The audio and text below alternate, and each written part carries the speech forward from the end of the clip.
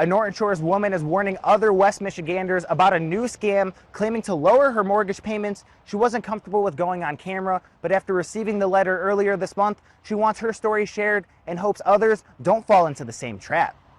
Residents of Norton Shores and all of Michigan need to start looking at their mail a little bit closer.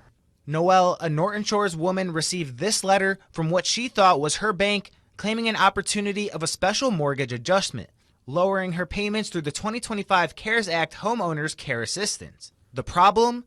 It was all a scam. Even though the document had sensitive information on it, like her previous loan amount, interest, and payment range. The Better Business Bureau says in today's world, that info is not hard to find. We have to be careful of is sometimes we don't realize how much of our personal identifiable information we're sharing online. It's possible that maybe you mistakenly clicked on a link that wasn't real, and maybe you answered some questions there or filled out a form. So it's sadly many ways that these scammers are able to get that information. And then once they put it on the dark web, it's just out there for all the criminals to have access to it. Noelle, not yet realizing it was a scam, started the process, exchanging back and forths through text and phone calls.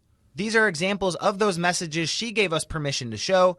And one of those exchanges, the scammer was asking for documents, including a mortgage statement, a utility bill, and a pay stub. The exchange is something to look out for.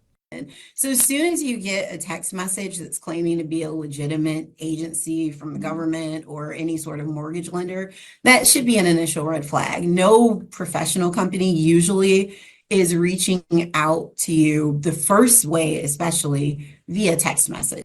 Applying a deadline is also another sign. In some cases, they're trying to get you to act fast. They might sometimes list a deadline, not necessarily in every case, but that's one tactic scammers use is they try to get you to act fast.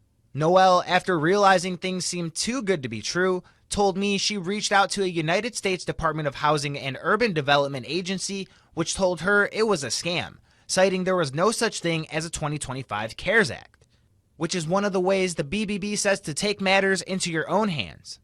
And again, it goes back to that letter in the mail. Usually they're going to call you, you're going to receive a letter, and then you do your research from there. The BBB says this is one of the first cases they've heard from a Michigan resident regarding this type of scam, but they have seen similar across the country. That's why they always recommend to report any scam experience to their scam tracker. In Norton Shores, Wadida Namna, Fox 17 News.